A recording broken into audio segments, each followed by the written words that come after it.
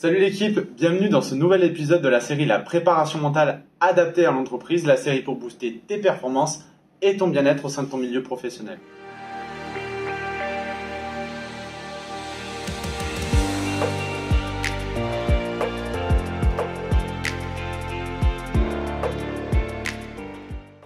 Aujourd'hui, j'avais envie d'aborder un thème, celui de comment transformer les difficultés en opportunités. Alors, c'est un thème qui me tient particulièrement à cœur parce que quand j'ai interviewé d'ailleurs, les interviews sont dispo sur ma chaîne YouTube, des entrepreneurs à succès, des athlètes de haut niveau, des conférenciers internationaux, je les ai toujours abordés sur le thème de la difficulté et du coup, c'est pour ça que j'avais envie d'aller un petit peu sur ce thème, de se dire comment je peux le transformer en opportunité.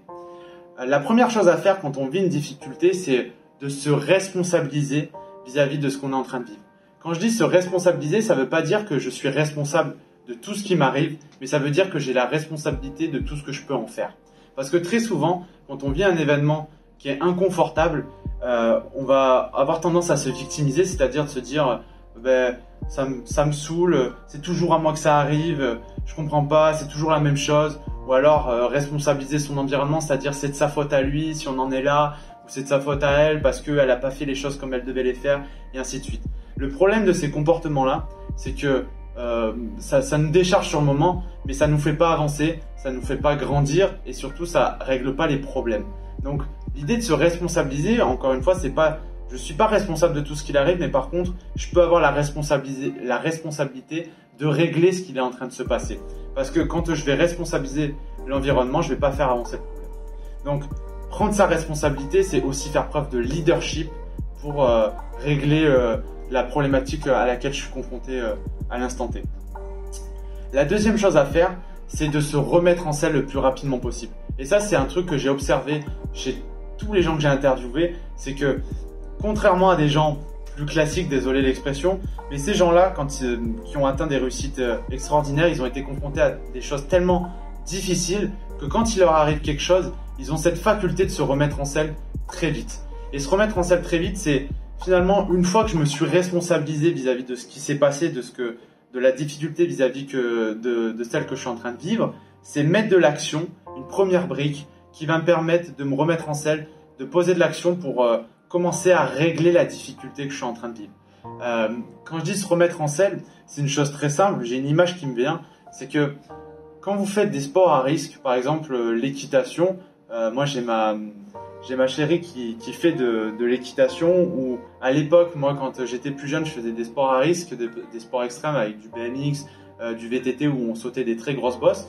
Quand on se cassait la gueule, quand on tombait, l'idée c'était de se relever et de se remettre en selle le plus rapidement possible. Pourquoi? Parce qu'en fait, il y a un truc très bête qui se passe dans notre cerveau, c'est que quand on vit quelque chose de très difficile, plus ou moins difficile, plus on met de temps à le refaire, plus on va bloquer dessus et plus ça va créer un blocage interne sur la chose qu'on a réalisée. Donc, plus vite on est capable de se remettre en selle, plus vite on est capable de repasser à l'action, plus vite en fait on est capable de régler le problème en question et de ne pas être amené à rebloquer sur le même type de problème plus tard. Voilà. Donc, remettez-vous en selle le plus rapidement possible. Et la troisième clé que j'ai envie de vous donner, moi c'est une chose que j'ai faite puisque j'ai interviewé les sportifs que j'ai interviewés, les entrepreneurs sur ce thème-là, c'est allez demander et regardez autour de vous qui a déjà vécu cela. On est 6 milliards d'individus. Je suis persuadé que le problème que vous êtes en train de vivre aujourd'hui, il y a forcément quelqu'un qui l'a déjà vécu. Il y a forcément quelqu'un qui a déjà ressenti ce que vous êtes en train de ressentir et il y a forcément quelqu'un qui a réussi à le résoudre. Donc, allez demander de l'aide, allez regarder sur Internet. On est dans une ère où avoir accès à l'information n'a jamais été aussi facile avec Internet, avec les livres, avec tout ce qui nous entoure. Donc, n'hésitez pas à aller chercher de l'information, lire des biographies de gens inspirants, aller rencontrer, contacter des gens, même dans votre entourage. Il y a peut-être des gens qui ont déjà vécu ce que vous êtes en train de vivre et qui sont capables de vous aider justement à vous responsabiliser et puis à repasser à l'action pour avancer et être capable de transformer finalement ce qui est en train de vous arriver en une opportunité de grandir et avancer. Parce que j'aime bien poser cette question quand je suis en coaching. La question elle est simple et vous pouvez vous la poser quand vous vivez une difficulté. Repensez à cette question, c'est de quoi vous êtes vraiment fier dans votre vie. Et quand vous posez cette question, quand je pose cette question en coaching, je peux vous assurer que la personne, quand elle me répond, c'est jamais des choses qui ont été faciles, c'est jamais des choses qui ont été confortables. C'est toujours des choses qui ont été dures sur l'instant, mais qui à terme, la personne, elle en a fait une fierté.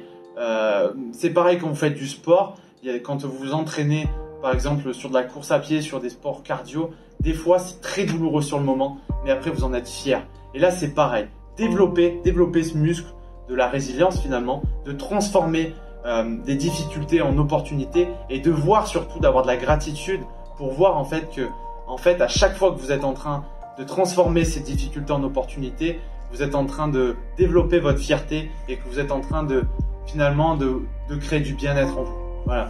Donc dites-moi en commentaire ce que vous avez pensé, c'est un sujet qui me tient tout particulièrement à cœur. Donc n'hésitez pas à me dire en quoi ça peut vous servir et ce que vous pensez des clés que j'ai données.